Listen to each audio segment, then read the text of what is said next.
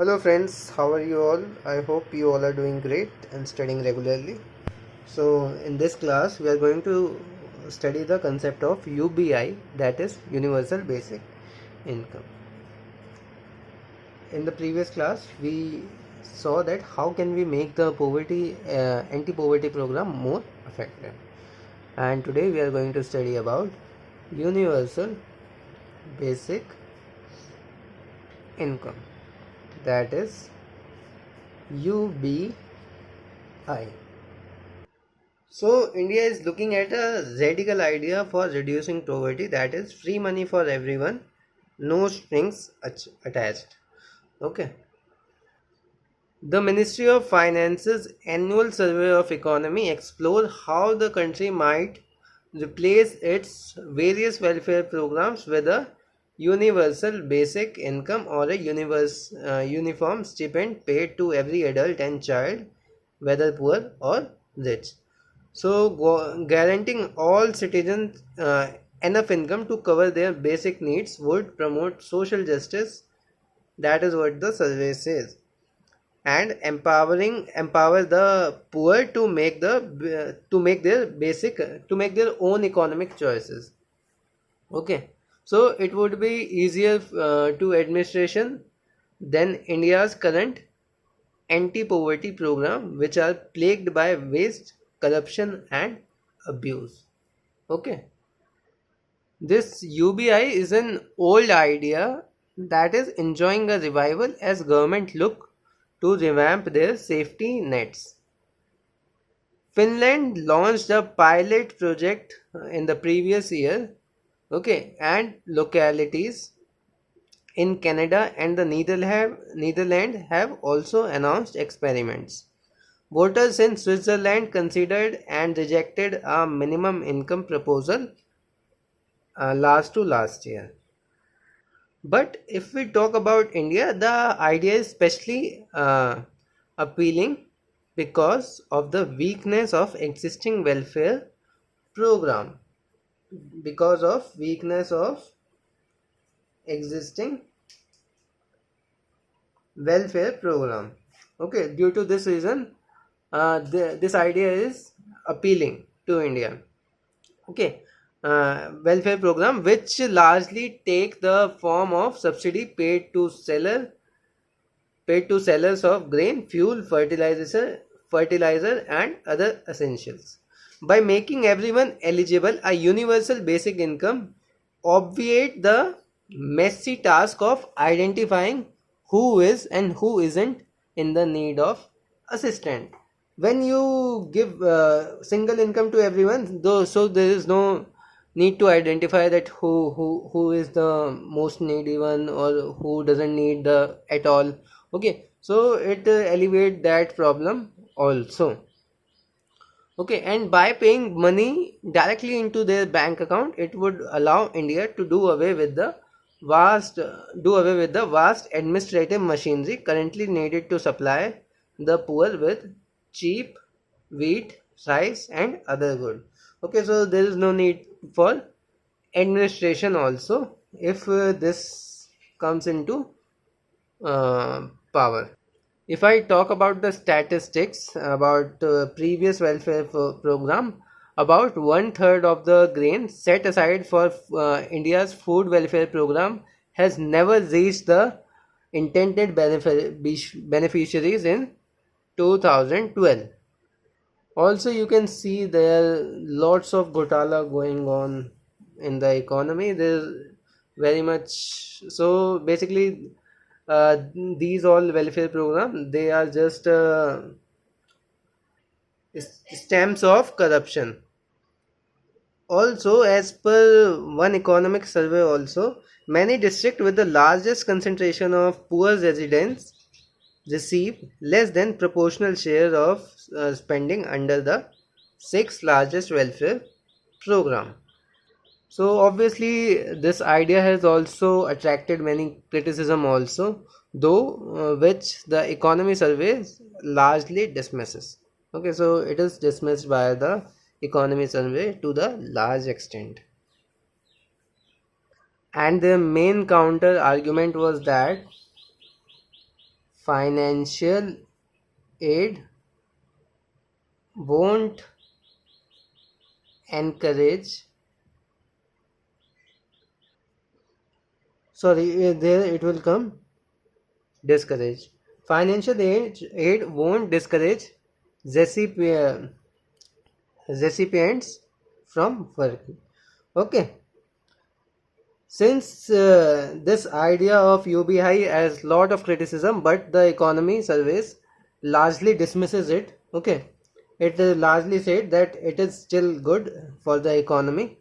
I think I may have said something wrong before about neglecting of this UBI.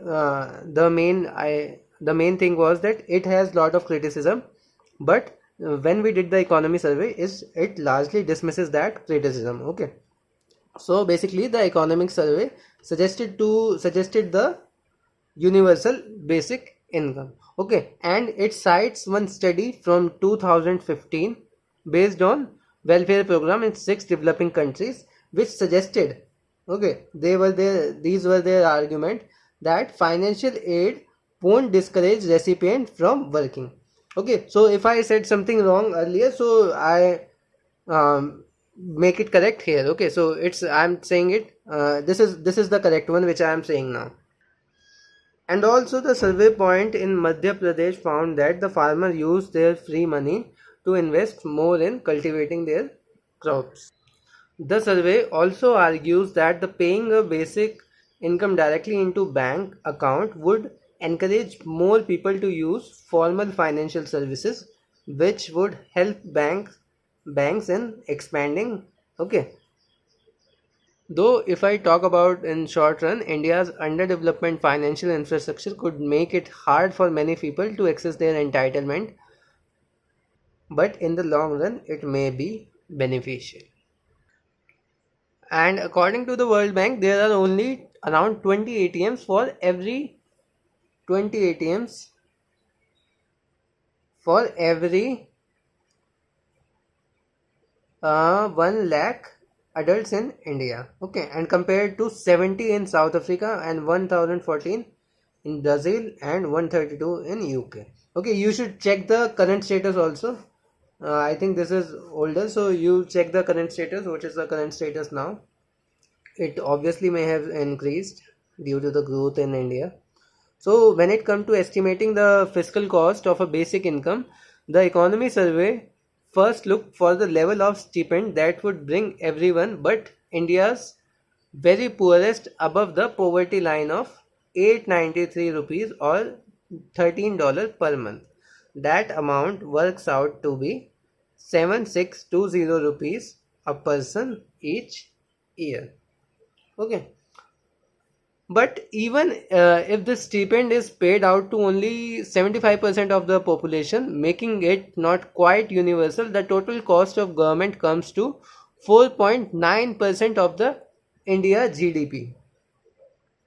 4.9% of the India's GDP. This was the cost of implementing this, even if we are only giving to the 75% of the population, not making it fully universal. Okay, so it is very high cost, as you can see also. So simply getting rid of the present welfare system would not free up that much money. This was also the finding of one survey. Also, ending the major subsidies for poor, like on food, fertilizers, and fuel, would only save up to 2.7% of GDP. Eliminating additional subsidies that could accrue to the middle class on things like train, air travel, cooking gas, and loans would provide an additional 1.5% of GDP. That is why the survey considers a few ways a basic income in India could be only universal on paper but not in practice. The government could exclude people who possesses car, air conditioner, or bank balances above a certain size. It could encourage people to opt out of the program or produce a public list of beneficiaries to name and shame rich people who receive assistance. The survey also considers giving a basic income only to women, at least to give it a start, because women face worse prospect in every aspect of their life, let it be employment opportunities, education, health, or financial inclusion. Okay. Also, it adds that a universal income is a way of acknowledging that work not done for wages by a housewife, for instance, does in fact contribute to society. So, if I tell you about the conclusion of this survey, so it says that it is no mere anti-poverty measure, but rather gives concrete expression to the idea that we have a right to minimum income merely by virtue of being a citizen. It is the acknowledgement of the economy as a common project. So from this, our poverty is over, and sorry, poverty chapter is over, not actual poverty. Okay, so in the next class, we may start off with some new topic. Okay, so revise till now and check out the internet. What are the current figures? Okay, so thank you guys for watching, and share with your friends also if this video was helpful in any manner. And if you want to make me video on any specific topic, you can also mention in the comment section. I would be happy to help you. Okay guys, bye.